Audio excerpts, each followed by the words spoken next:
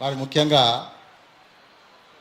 ఈ ధర్నా ఎందుకు చేస్తున్నారు అని మీరు అడిగితే, గత కొన్ని సంవత్సరాలుగా మీకు అందరికీ తెలుసు, సంవత్సర కాలంగా మేము ఇలాంటి ధర్నాలు మా సమస్యల కోసం, సమస్యలు పరిష్కరించండి అని ప్రభుత్వాన్ని వేడుకుంటూ ధర్నాలు చేసినాం.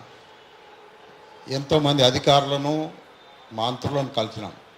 ఒక్కొక్కసారి వాళ్ళు అసలు మనకు అపాయింట్మెంట్ ఇవ్వరు, ఇచ్చిన మా సమస్య వినేంత ఓపిక వారికి ఉండదు. ఆయా సమావేశాలలో మంత్రులు చెప్తారు, అధికారులు చెప్తారు, రేపే ఇస్తాం, ఎల్లుండే ఇస్తాం, వారం రోజుల్లో మీకు పిఆర్సీ ఇస్తాం, లేకుంటే ఈ హెల్త్ కార్డులు అందజేస్తామని. హెల్త్ కార్డుల గతి ఈరోజు ఏమైంది?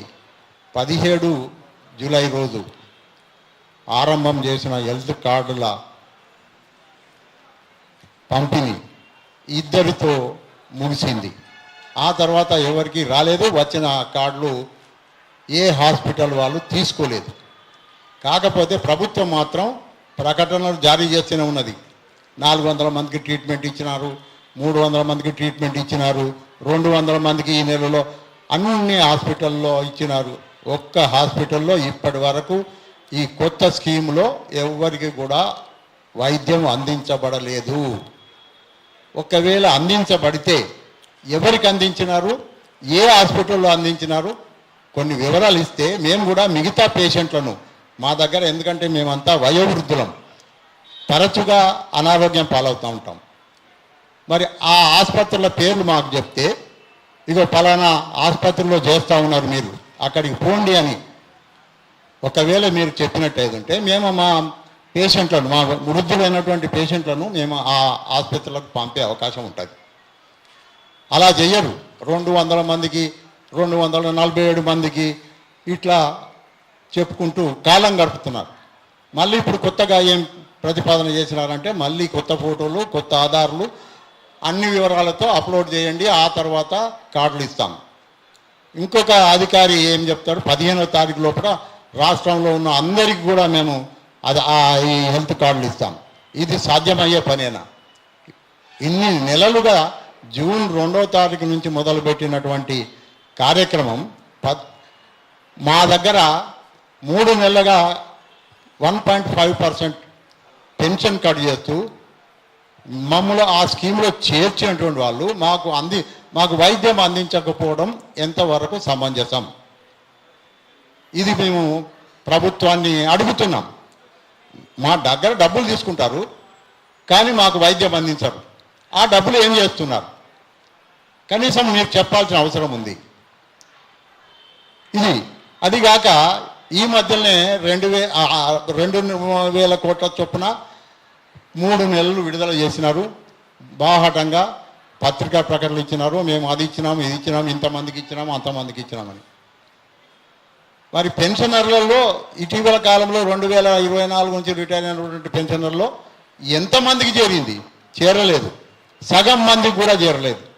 వాళ్ళందరూ ఇంకా మాకు రాలేదు, మాకు ఇప్పించండి అని మమ్మల్ని ఫోన్లు చేసి అభ్యర్థిస్తున్నారు. వాళ్ళ అభ్యర్థన ప్రభుత్వం ఏమో తీసుకోదు, గుర్తించదు. మా దగ్గరికి వస్తే మేము అడిగితే 6,000 ఇచ్చినాం కదా, అందరికీ ముట్టినాయి కదా అని ప్రకటనలు ఇస్తారు. దానికి మా నాయకులు కొందరు వంత పాడుతూ ఉంటారు. ఇంకేమి అన్ని ఇచ్చినారు కదా అంటే, ఎన్ని ఇచ్చినారు, ఎంతమందికి ఇచ్చినారు చెప్పమంటే అది చెప్పరు. మీకు తెలుసు, ఈవెన్ హైకోర్టులో ఏం జరిగింది అనేది గత 2-3 నెలల కింద హైకోర్టు చీవాట్లు పెట్టినా ఈ రోజు వరకు మొత్తం పెన్షనర్స్కు, కోర్టుకు వెళ్ళిన పెన్షనర్స్కు ఈ రోజు వరకు కూడా పేమెంట్ చేయలేదు. ఇంకా నడుస్తూనే ఉన్నాయి. కోర్టులో ఉండేటువంటి కేసులన్నీ కూడా నడుస్తూనే ఉన్నాయి. సమాధానం ఇవ్వలేని పరిస్థితుల్లో ప్రభుత్వం ఉన్నది. మరి ఆ విధంగా ఉన్నటువంటి ఈ సమయంలో మేము అడగక తప్పదు. మరి అమ్మాయినా అన్నం అడిగితే కానీ అన్నం పెట్టదైనటువంటి సామెత ప్రకారం మేము అడిగినాం. ఇన్ని రోజులు అడుగుతూ వచ్చినాం, మా అభ్యర్థనలు పంపుతూ వచ్చినాం, కలిసిన అధికారికి ఇస్తూ వచ్చినాం. కానీ మా మొర ఆలకించినటువంటి సందర్భంలో మేము ఈ ధర్నా అనేటువంటి కార్యక్రమాన్ని తప్పనిసరి పరిస్థితుల్లో చేపట్టడం జరిగింది. మరి చాలామంది మిత్రులు పెన్షనర్లు అందరూ కూడా తప్పనిసరిగా ఈ ధర్నాలో పాల్గొని విజయవంతం చేస్తామని, మరి ప్రభుత్వం దృష్టికి మా సమస్యలన్నీ తీసుకొని వస్తామని వాగ్దానం చేసి ఉన్నారు. అందరు కూడా మరి మీ అందరినీ కూడా రిక్వెస్ట్ చేసేది ఏమిటంటే మా ధర్నా కార్యక్రమాన్ని విస్తృత ప్రచారంలోకి తీసుకురావాలని, మీరు కూడా మద్దతు పలకాలని. ఎందుకంటే జర్నలిస్టులు కూడా అందరూ ఈహెచ్ఎస్లో దాంతో ముడిపడి ఉన్నారు కాబట్టి మీకు కూడా లాభం పొందేటువంటి